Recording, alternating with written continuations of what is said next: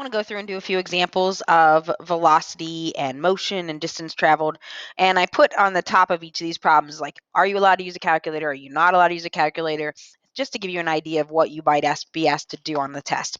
So this particular problem is a non-calculator problem. It says that we have a particle that's moving along a straight line. We have its velocity given by t squared, and we want to know how far the particle travels from 1 to 3.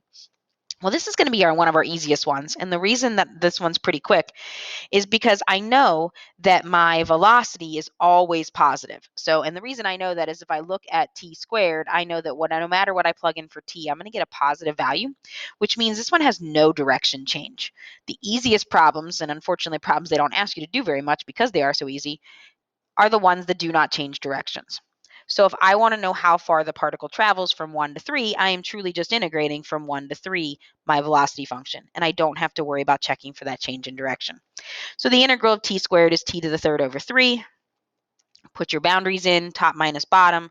So 3 cubed is 27, divided by 3 is 9, minus 1 cubed is just 1/3.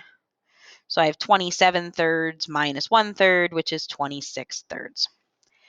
And that is just representing a distance. So whatever units I'm working in, whether it's miles or feet, that would be what the unit of that answer would be. So those are your simplest ones.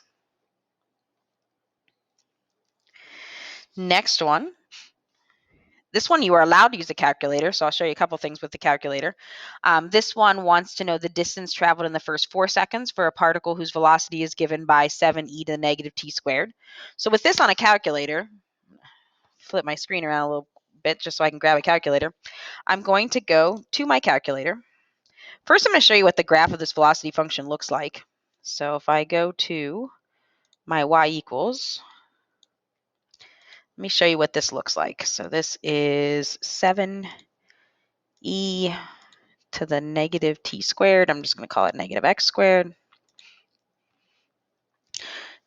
So if you go, I'm going to look at my window. I can't go back in time. So I'm going to go from like 0 to 5. I know this is talking about from 0 to 4. If I graph this, here's my graph. It's an exponential decay because it's an e with a negative.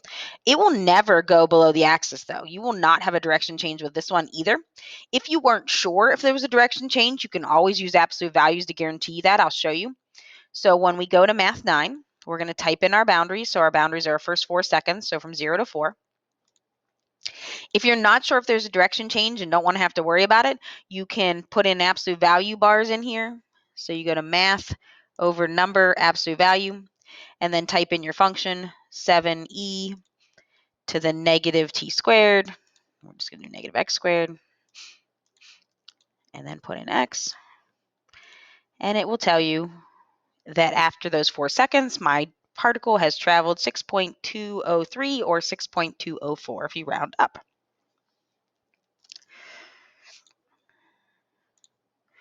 If we have a direction change with no calculator,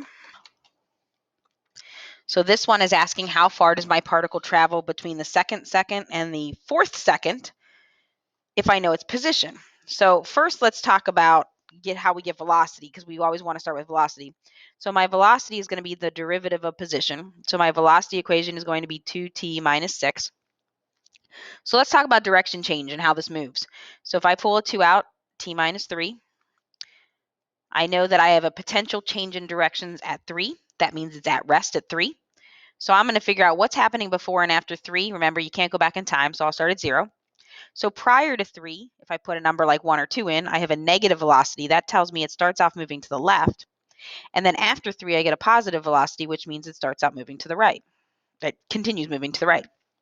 So when I set up my integral, I want to integrate before 3 and after 3 as 2 separate problems. So instead of going all the way from 2 to 4, I want to go from 2 to 3 and integrate 2t minus 6.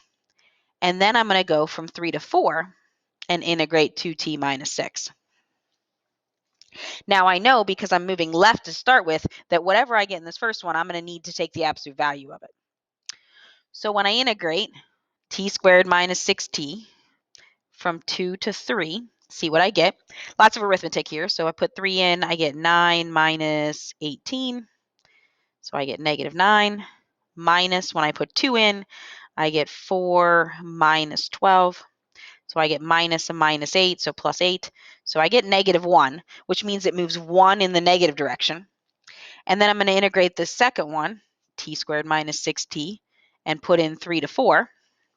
So when I put 4 in, I get 16 minus 24, which is -8, minus when I put 3 in, I already know I get -9, so I get plus 9.